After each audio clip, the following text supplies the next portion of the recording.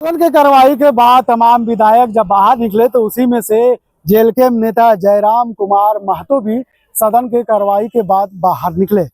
जैसे वो बाहर निकले उन्होंने मीडिया कर्मियों के समक्ष घिर गए और मीडिया कर्मियों ने उनसे सवाल पूछ दिया। जयराम कुमार महतो से एसआईआर के मुद्दे पर भी सवाल किया गया। जयराम कुमार महतो से रामगढ़ में हुई आफ्ताब अंसारी के मुद्दे पर भी सवाल किया गया। जयराम कुमार महतो से उनके नेता जिस तरह से निशा भगत लगातार जमीन विवाद को लेकर रांची में सरना झंडे उठा रहे हैं, उस पर भी सवाल किया गया। नफा नुकसान दोनों होता है, तो झारखंड के हितकर में जो पहलू उसके साथ खड़ा रहेगा, निसंदेह उस पर साथ हम खड़े रहेंगे। हैदराबाद का अनुभव कैसा रहा? पहली बार प्रवासी संबंध। हैदराबाद का अनुभव बहुत ही यादगार रहा और बहुत मैंने उम्मीद से ज्यादा लोग आए और उनसे ये मिले। निशा भगत पर टाइगर साहब क्या बोलेंगे? देखिए, वो निशा दी हमारी पूर्व प्रत्याशी होने के साथ साथ उस समाज की बेटी है और फिलहाल जो अपनी गतिविधि आप उनका देख रहे हैं वो पार्टी का गतिविधि नहीं, वह उनका जिस समाज की वो बेटी है एक सामाजिक कार्यकर्ता के स्तर पर उनकी गतिविधियां हैं। पार्टी साथ नहीं है उनके। तो इस विषय में तो उनका धार्मिक विषय, निजी विषय, वो उनका निजी विषय है। वो उनका निजी विषय जिन गतिविधियों के साथ फिलहाल वो दिख रहे हैं कार्यक्रमों में, वो हमारे राजनीतिक दल का विषय नहीं है या कार्यक्रम नहीं है, वो दीदी का निजी विषय है, उनका निजी कार्यक्रम तो है। आप निजी रूप से बता दीजिए कि झंडा के अपमान वाला मामला हम उस चीज को नहीं जानते हैं, उस चीज को हम नहीं जानते हैं, हम तक वो विषय आया भी नहीं है। बस उन्होंने टेलीफोन किया था कि भाई आप इन सब चीजें से आपको बता देना चाहेंगे कि हम एक उस समाज की कार्यकर्ता भी हैं, बेटी भी हैं, तो या आपके राजनीतिक दल की नेत्री होने के नाते वो कार्य हम नहीं कर रहे हैं, वो उस समाज की बेटी होने के नाते कर रहे हैं। बस उन्होंने टेलीफोन किया। मामला एक सामने आया था। देखिए, वो आते रहेंगे। अभी चूंकि अब लोग देख रहे हैं कि जिस प्रकार हम लोग आगे बढ़ रहे हैं, तो बहुत सारी चीजें ऐसी आएंगी सामने जो जिनका कोई महत्वहीन विषय आएंगे। एसआईआर को कैसे मैंने राज्य में देखिए, हर एक चीज का दो पहलू होता है। समय होना चाहिए चुनाव और किसी अपने चुनाव मैंने लोकप्रियता के भय से या फिर कुछ चीजों के कारणों से ना हो, समय होना चाहिए और तरीके से होना चाहिए। विस्थापन के बारे में थोड़ा डिटेल से बताइए। आप बड़ा उठाते हैं मुद्दा को, अब फिर गौन हो जा रहा है मुद्दा, अब लोग उठा नहीं पा रहे हैं विस्थापन। अगर झारखंड राज्य की बात करें तो मेरे नजर में और देखिए नगरी का मामला, रिम्स 2 का मामला चल रहा है, फिर उसके बाद जी विस्थापन एक ऐसी समस्या है जहां लोग अपनी निजी संपत्ति, अपना खुद की संपत्ति को खो रहे हैं और स्वेच्छा से नहीं, जबरन लाठी डंडे लठेतों के सहारे। ऐसा प्रतीत हो रहा है जैसे ईस्ट इंडिया कंपनी का रूल चल रहा है, ऐसा प्रतीत हो रहा है जैसे सामंतवाद चल रहा है कि जिसकी जमीनें, जिसकी बेटी पसंद आ गई, आपने जबरन उस पर कब्जा कर लिया, उस पर अपने गलत निगाहें डाल दी।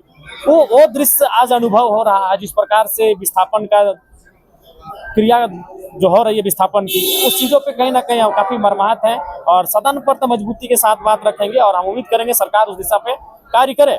और क्या क्या मुद्दा उठाने का आपका मन है? देखिए, समय 4 दिन है।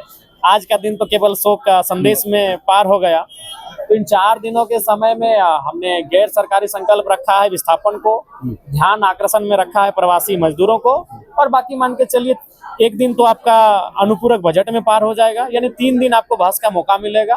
तो उम्मीद करेंगे उसमें एक आपका नियोजन और स्थानीय नीति पे बहस कर लें। एक दिन हम कुर्मी एसटी का जो मामला है उस पे बहस कर लें, और बाकी समय काफी कम है इस बार।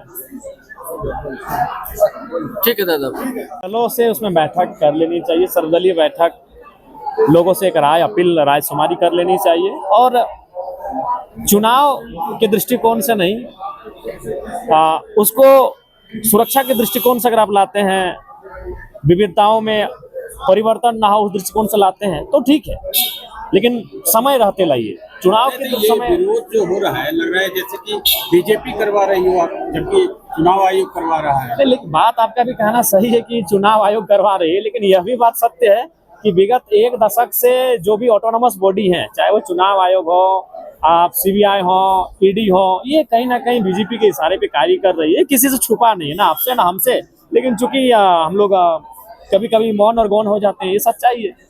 हैदराबाद में क्या हालत है झारखंड के लोगों की? बातचीत करके आए हैं? हमने बातचीत किए हैं, वो लोग प्रवास का जो दंश उसको झेल रहे हैं, लेकिन फिलहाल जो वो कार्य कर रहे हैं उससे तनिक संतुष्टि है। वो वहाँ पर गाड़ी चलाने का कार्य कर रहे हैं, जिसकी लगभग दुकानें हमारे झारखंड के प्रवासियों की हैं।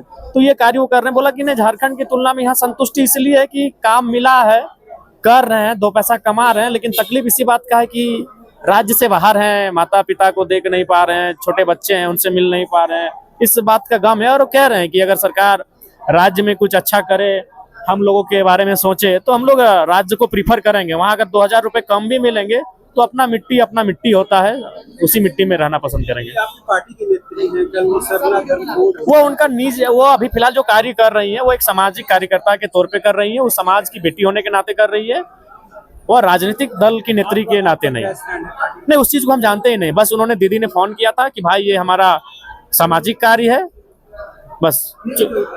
आदिवासी और क्रिश्चियन नहीं, हम देखिए क्या, हम लोग सबके साथ रहने वाले लोग हैं, सबको साथ जोड़ने वाले लोग हैं, लेकिन वो कार्य क्या है उसके बारे में हमें जानकारी नहीं है।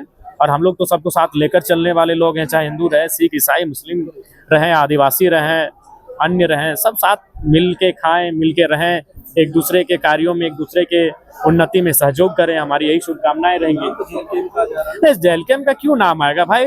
अब मान के चलिए आपका किसी से जमीन विवाद है, आपका गोतियारी भयाद में, तो अगर वो आप राजनीतिक दल के हैं, इसका मतलब थोड़ी कि आप वहाँ राजनीतिक दल के नाते एंट्री किए हैं। आप वहाँ, चूंकि आप गोतिया भयाद का मामला है, तो कुछ चीजें निजी भी होती हैं।